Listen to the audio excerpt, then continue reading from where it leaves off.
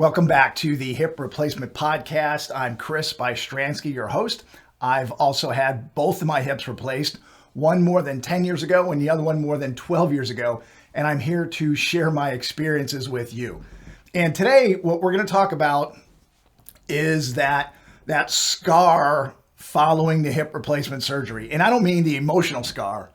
I mean that physical scar on your hip. Does that thing ever go away?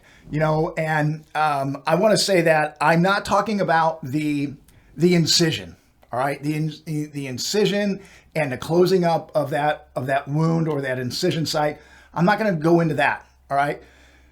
I'm talking about after the incision site heals, okay? Does that ever go away? So a little bit about my surgeries. I had both of them done in the front, so the anterior approach, and there are two lines in my hips. The surgeries were about 18 months apart, and the scar on the first one was healing while I was undergoing that second surgery. So what it looked like to me, and I don't like scars, I don't like blood and guts, anything like that. All right. So, what it looked like to me when I first had my surgeries done and the doctors took away the bandage to take a look at it because I didn't have the courage to do it before I got to the doctors. What it looked like to me was just two big metal zippers, okay, each one of them. And it took a long time for those bumps to go away.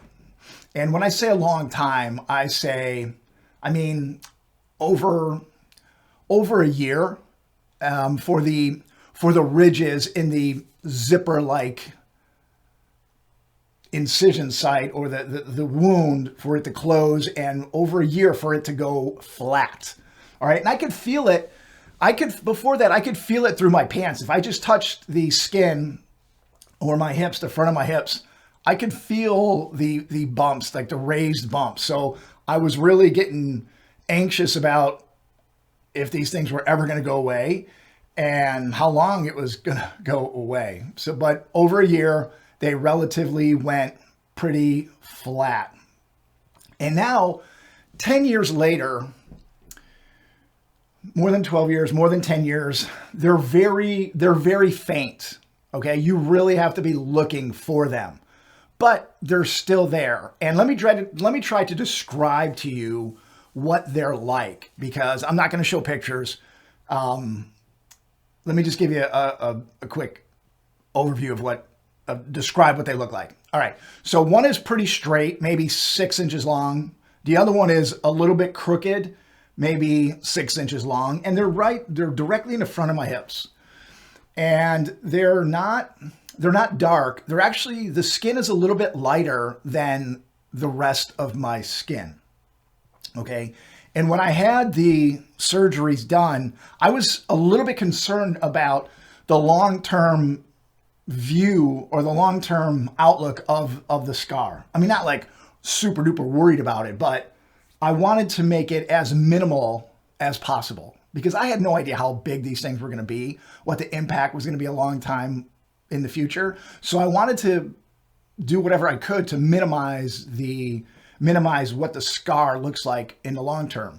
So I was actually working with a nutritionist on other issues, and I asked this person, hey, is there anything that I could be taking to help out with this scar? And he said, yes. He gave me some supplements. I don't remember what they were, and I'm not sure I should give that out anyway, but the nutritionist gave me some supplements, and the purpose of those the supplements were to help break up any scar tissue that was going to be forming around that incision area so that there wouldn't be a hard spot underneath the skin around those incision areas. Okay, so I was doing that. And maybe you could Google it or check with the doctor about something that maybe if you want to take something, check with the doctor or do some research about what you could be taking to help break up scar tissue. And number two, I was massaging the area to help break up Again, trying to get rid of any scar tissue or to just help the muscles in the tissue in the front of my hips be a little more fluid and softer, so it wouldn't get hard and it wouldn't give me any problem moving around, and it would dissipate or reduce in size over time. So I think I got the idea to rub or massage the area where the scar was from the physical therapist that I was working with. And I put some like baby oil or something on there, and I would do it every day for maybe 10 or 15 minutes. And this was obviously after the incision healed and I could press on the site, because it was still sore for a long time after the incision site healed. And when I say the incision site healed, I mean, that was probably 5 or 6 weeks. And then once it was sealed, I was able to touch it, but it was still a little bit sore. So I would just gently rub it. And over that course of the year, that first year, I would massage it more and more deeply and deeply and deeply, and just take those supplements. And maybe it helped out. Maybe it didn't. I don't know. I haven't done any scientific research on it, but I wanted to do whatever I could to help the scar and the bumps go down as much as possible. So now, 10 plus years and 12 years plus after, what does it look like? What's it feel like? What does it look like? Well, I can't feel anything in my hips. I mean, I just don't. I mean, I could touch them and feel them, but I just don't feel anything in the hip area anyway.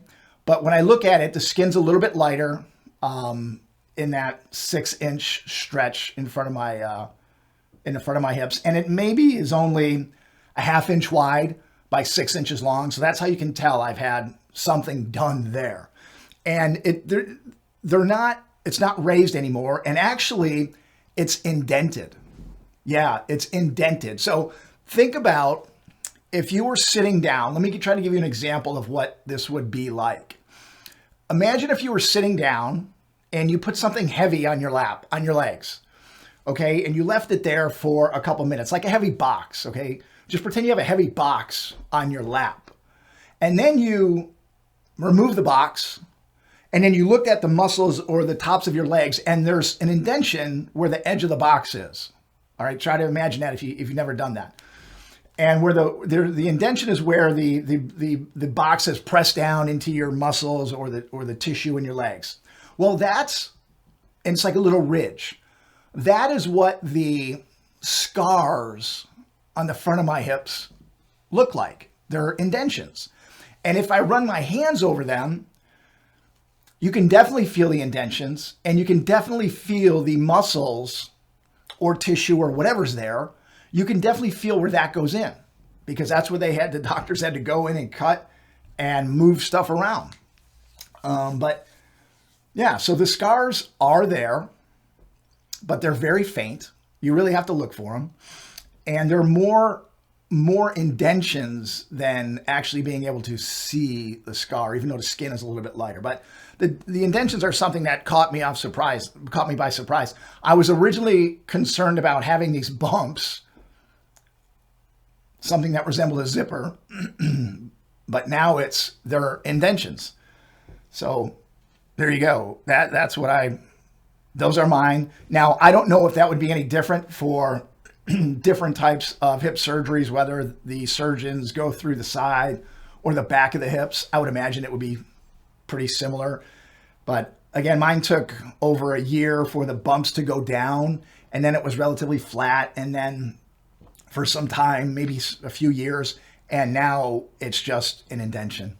Okay.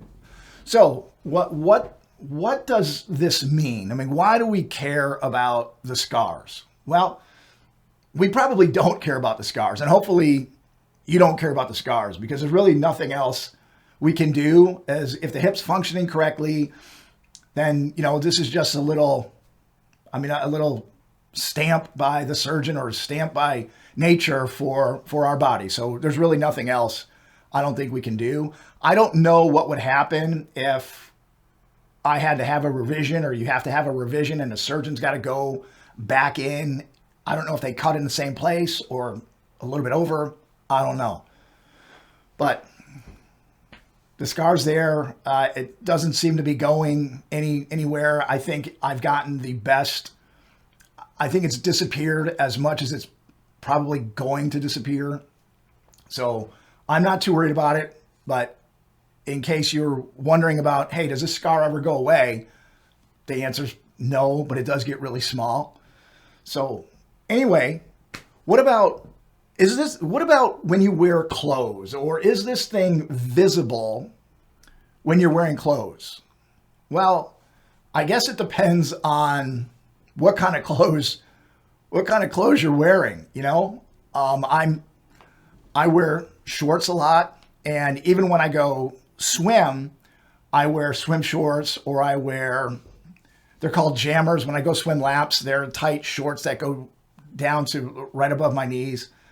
I used to wear a Speedo when I was on a swim team many, many years ago. And I think if I were to wear a Speedo, I think you probably would be able to see the edges of the top and the bottom of the scar. But honestly, I don't plan on wearing a Speedo anytime soon. Number one, because I don't think I can rock a Speedo anymore. And number two, where I go to the pool and swim laps, and there are other people wearing Speedos. I don't feel the need to wear a Speedo, but I suppose I could. But if you are someone who likes to wear small outfits or low-rise jeans or bikinis or some other type of swimwear that's pretty revealing, I would imagine that the scar would be visible through with the minimal fabric of a bikini or low-rise jeans or something like that. But if you can still rock a bikini or low-rise jeans, I say do it. If I could rock a Speedo, I probably would too. But as far as any limitations or anything like that, I'm not too concerned about the scar. It has turned out pretty well, I think. I think the body takes care of itself as best as it can. So I wouldn't worry about the scar, about any bumps. I think they're eventually going to go away, and you can live a normal life. You know, again, I think if you're going to be wearing something minimal, then the scar would be visible, and that's up to you if you want to let the scar be seen. I don't know if sun exposure will do anything to that. I don't know if you can tan it away. I've never tried that. If I were going to try to tan the scars away, I would have to be outside pretty full Monty. All right?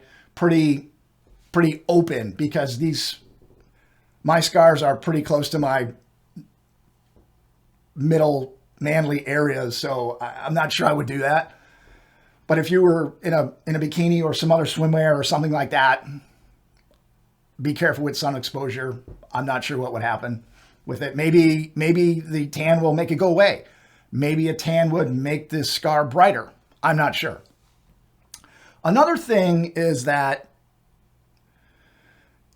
I would imagine if you had the scars and you were wearing some lingerie or trying to be intimate with somebody, maybe that stuff's visible. But I think if you're at the point where you're getting intimate with somebody, or you're wearing lingerie for or with somebody, I mean, I think you're past the point of worrying about what a scar would look like. And I think you have the confidence to wear that stuff, and you're not going to be too concerned about a scar, which is great news. You know, we have these surgeries, and although there is a mark on our bodies, it doesn't mean that we're less of people, or we have some emotional scars that we have to deal with in addition to the physical scars. It's not like that. Like, we can have these scars, and even though they're going to get smaller, they're not going to go away, but that doesn't mean that we can't have these full, great, sexy lives again. Okay? So I hope that was helpful. These scars are there. They're not going to go away. They get smaller. They indent over time rather than being raised.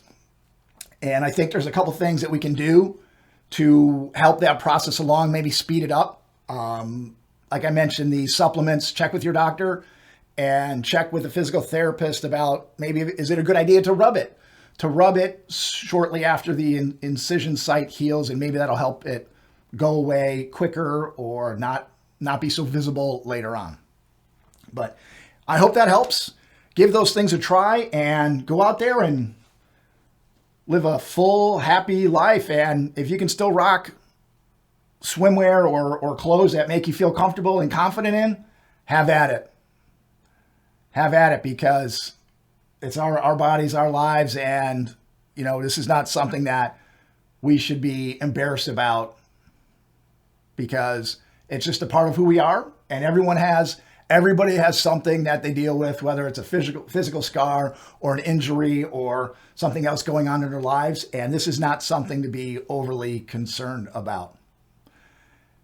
I hope that was helpful. And thank you so much for joining the Hip Replacement Podcast. And until next time, I wish you the best recovery possible. Take care.